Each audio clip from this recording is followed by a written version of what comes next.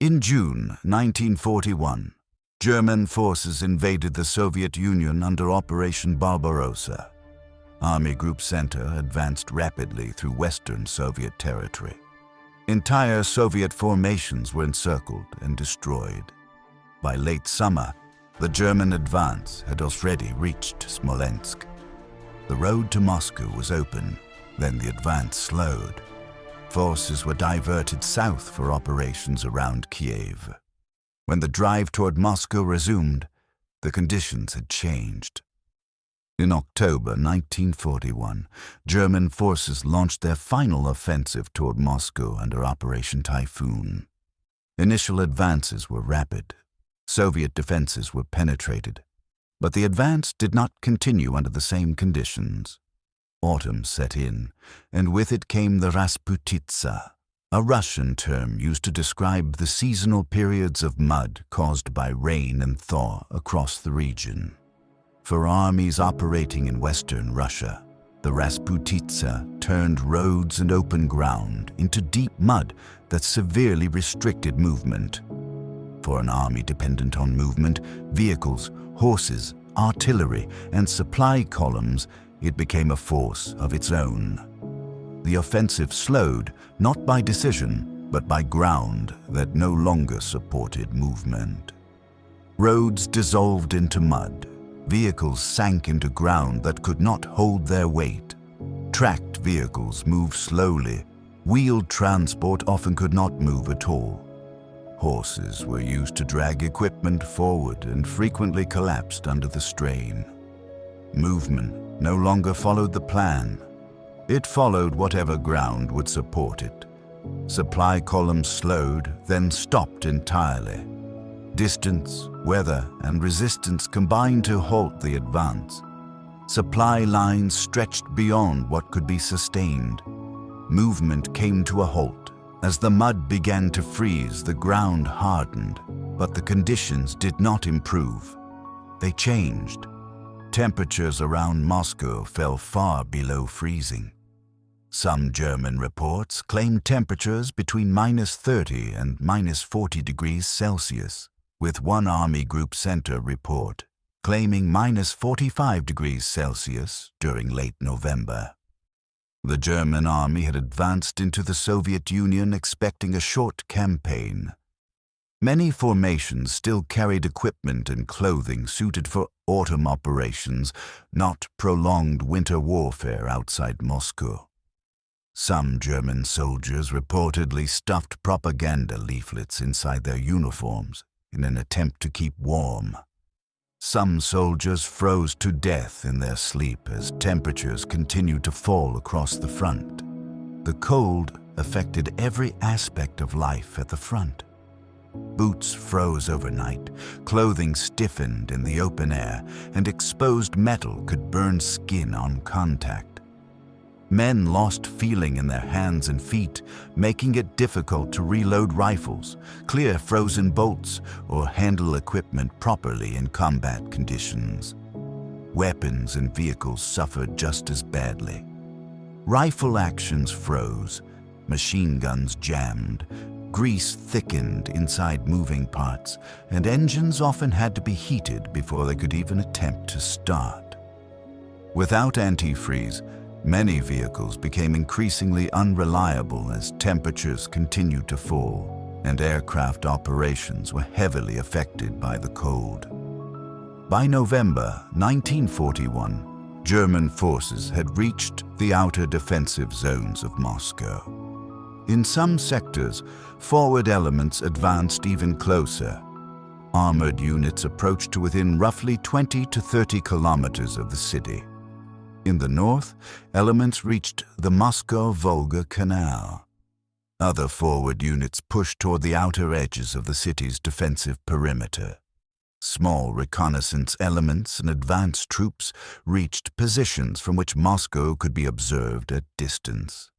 These were the furthest points of the German advance. The proximity of German forces caused panic inside Moscow. Evacuations began across parts of the city. Government institutions prepared contingency plans, and sections of the capital were reportedly prepared for demolition if the Germans entered the city. Despite the situation, Joseph Stalin remained in Moscow. The objective had been clear: take the Soviet capital. However, that objective was not achieved. By late November, German units had lost the capacity to continue sustained offensive operations. Fuel, ammunition, winter equipment, and replacement manpower were no longer arriving in the quantities required, and formations at the front had already been reduced by months of fighting. The advance did not stop because it was formally called off. It stopped because the army could no longer force itself forward under the conditions in which it was operating. In December 1941, Soviet forces launched a counter-offensive along the Central Front against German units positioned outside Moscow. The German army facing the attack had already been severely weakened by months of continuous fighting, freezing weather, equipment breakdowns, and overstretched supply lines. Many formations had been operating in sub-zero conditions for weeks with inadequate winter clothing and limited shelter.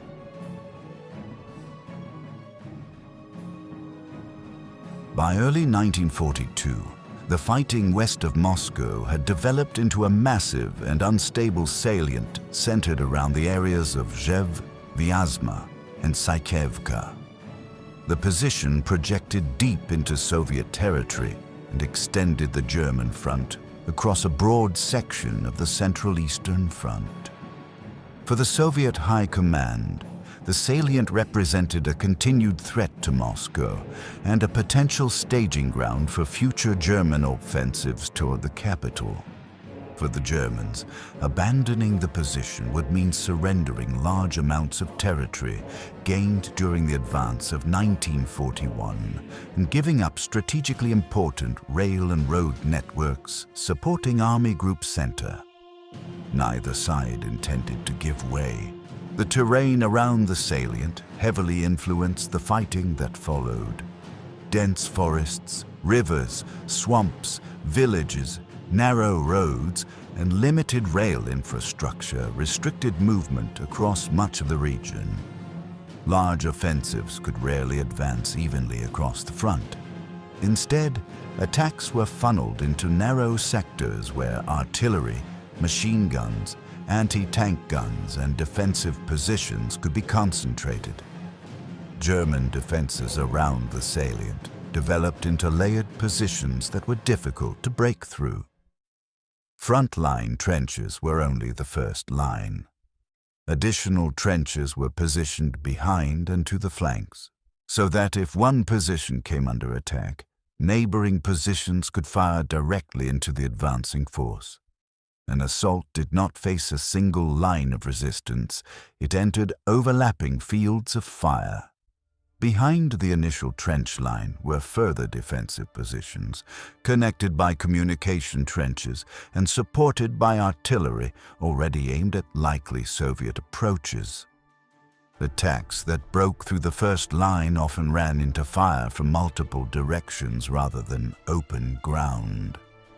German forces defending the salient, particularly formations of the 9th Army under Walter Model, focused heavily on defensive depth, rapid local counterattacks, and containing Soviet penetrations before they could develop into larger breakthroughs. The Soviet strategy was far more aggressive.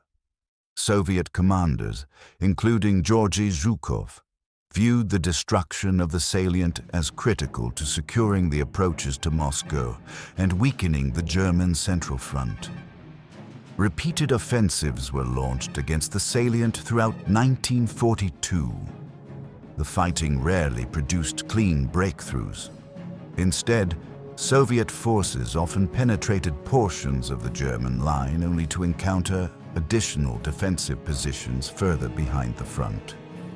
German artillery and reserves were frequently concentrated against these penetrations before they could fully expand. In many sectors, the same roads, forests, villages, and crossing points were fought over repeatedly for months at a time. The conditions of the battlefield continued to magnify the human cost. Snow covered destroyed vehicles, dead horses, abandoned artillery, and the bodies of soldiers left behind during earlier attacks. In some sectors, frozen corpses remained in place for extended periods because recovery or burial under combat conditions was impossible. The ground itself became part of the battle. Spring thaws returned entire sections of the front to mud, swallowing vehicles and slowing movement exactly as they had during the previous autumn. When the ground froze again, the cold brought another cycle of mechanical failures, frostbite, exposure, and exhaustion. For infantry formations on both sides, daily life along the salient often consisted of surviving artillery fire, exposure, disease, lack of sleep, and repeated combat rotations into sectors that had already suffered heavy casualties. Soviet assaults frequently advanced through terrain already devastated by earlier attacks. Destroyed tanks, shattered villages, collapsed bunkers, and burned vehicles remained scattered across the battlefield as new formations moved through the same sectors. German units defending the salient were also under constant strain.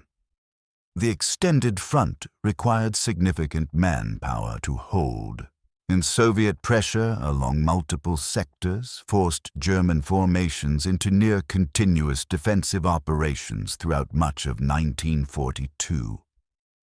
Neither side was able to secure a decisive victory around Rzhev.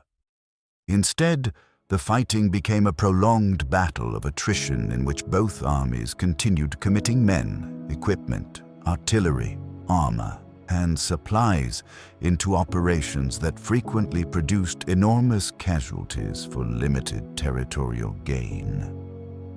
Among Soviet soldiers, the fighting around the salient gradually gained a reputation as one of the most punishing sectors of the war. Later, Soviet veterans would refer to the fighting around Rzhev as the Rzhev meat grinder. The name reflected not a single battle, but the prolonged destruction of formations committed again and again into the same brutal fighting west of Moscow. While the fighting around Rzhev continued, the wider war was changing. Operation Barbarossa had failed to achieve its primary objective.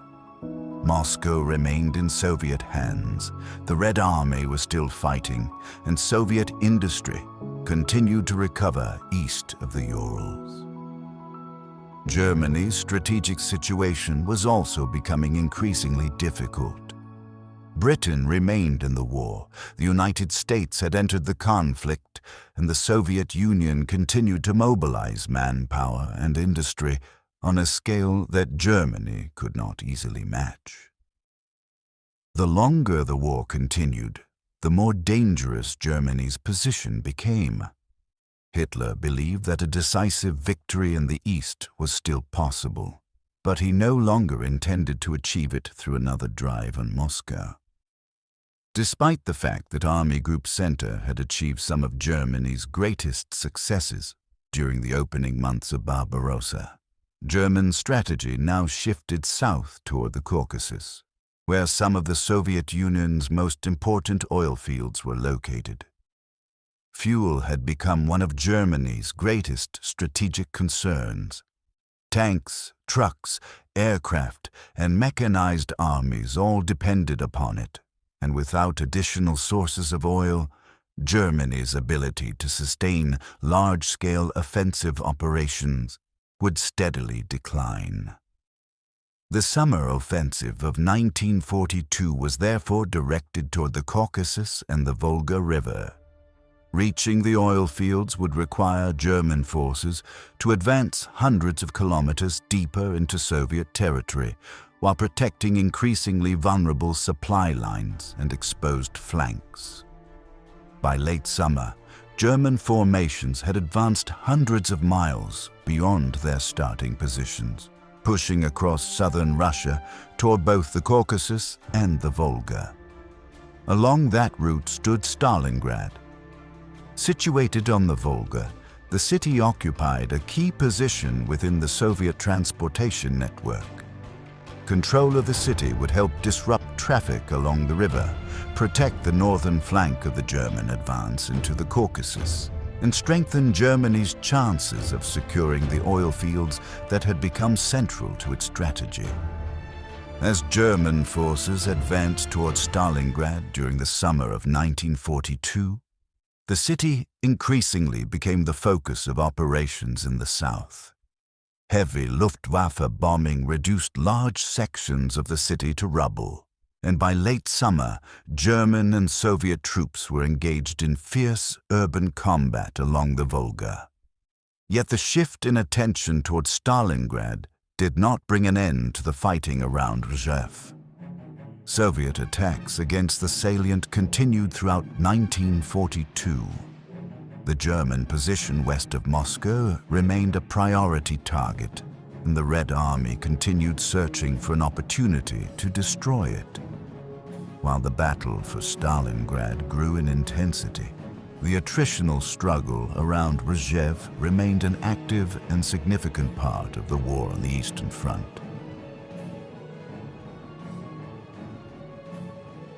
By the autumn of 1942, preparations were underway for yet another Soviet offensive against Rzhev. Previous attacks had inflicted enormous casualties but had failed to achieve their objective. Nevertheless, the Soviet High Command remained committed to destroying the German position west of Moscow. Zhukov was tasked with planning the operation. Across the front, multiple armies, several hundred tanks, thousands of artillery pieces and supplies were assembled for what would become one of the largest Soviet offensives of the war. Its code name was Mars. Operation Mars was an ambitious undertaking in an effort to break through the German defenses and encircle the Ninth Army. The buildup did not go entirely unnoticed. Romanian units and other Axis formations reported signs of increasing Soviet activity, while German commanders received indications that a major offensive might be imminent. Even so, the scale and timing of the attack remained difficult to determine. On November 25, 1942, the offensive began. It began with a massive artillery barrage against the German defenses. Soviet forces then advanced across multiple sectors of Rzhev, seeking to break through the German front and drive deep into the rear of the Ninth Army. In several areas, initial gains were made, but German resistance quickly stiffened. As the fighting intensified, momentum slowed and casualties mounted. Despite weeks of heavy combat, Soviet forces were once again unable to destroy the Ninth Army at Rzhev. Back in the south, the situation was rapidly deteriorating for Germany. At Stalingrad, Soviet forces launched Operation Uranus against the Romanian armies guarding the northern and southern flanks of the Sixth Army. Although many Romanian soldiers fought stubbornly, their forces were poorly equipped to withstand the scale of the Soviet attack, particularly the large numbers of tanks committed to the offensive. The front quickly collapsed. Soviet armored formations advanced deep into the rear areas and linked up west of Stalingrad, trapping the Sixth Army inside a vast encirclement. Conditions inside the encirclement steadily worsened. Food, fuel, ammunition, and medical supplies became increasingly scarce as Soviet forces pushed deeper into the city. Hitler refused to authorize a breakout, insisting that the Sixth Army hold its positions and promising that it would be supplied by air until help could reach Stalingrad. The promised relief never arrived. Luftwaffe resupply efforts fell far short of what was required, and by early 1943 the Sixth Army was nearing collapse. On January 31st, 1943, Paulus's Sixth Army surrendered. The remaining German forces capitulated shortly thereafter, ending the fighting in Stalingrad. The destruction of the Sixth Army marked a major turning point on the Eastern Front. Although Operation Mars had failed to destroy the Ninth Army, Germany's strategic position was steadily deteriorating. The Wehrmacht had survived at Rzhev, but it was bleeding men, fuel, ammunition, and time across the entire Eastern Front. For more than a year, the fighting around Rzhev had consumed enormous quantities of men, tanks, artillery, ammunition. The men fighting around Rzhev had survived repeated Soviet offensives, but it had also become increasingly costly to defend. In March 1943, the great bulge in the front line west of Moscow disappeared from the map. The dead remained. For more than a year, both sides had fed armies into the forests, swamps, rivers, and villages west of Moscow. The result was measured not in victories, but in death. What happened at Rzhev was not an exception. It was a preview. The same forces that had stalled the Wehrmacht before Moscow. Distance, weather, logistics, exhaustion, and attrition continued to grind away at German strength long after the advance had ended. But Germany was also confronting an enemy it had fundamentally underestimated. Despite staggering losses, the Soviet Union continued to raise new armies, replace destroyed equipment, and move fresh men and supplies to the front. Soviet factories produced tanks, guns, ammunition, and aircraft in numbers Germany struggled to match, while vast reserves of manpower allowed the Red Army to absorb losses that would have crippled most nations. Every offensive, every defensive battle, and every month that passed strengthened those advantages. By 1943, Germany was no longer fighting the war it had planned. It was fighting a war of attrition against an opponent with greater reserves of men, material, and time. And it was a war Germany could not win.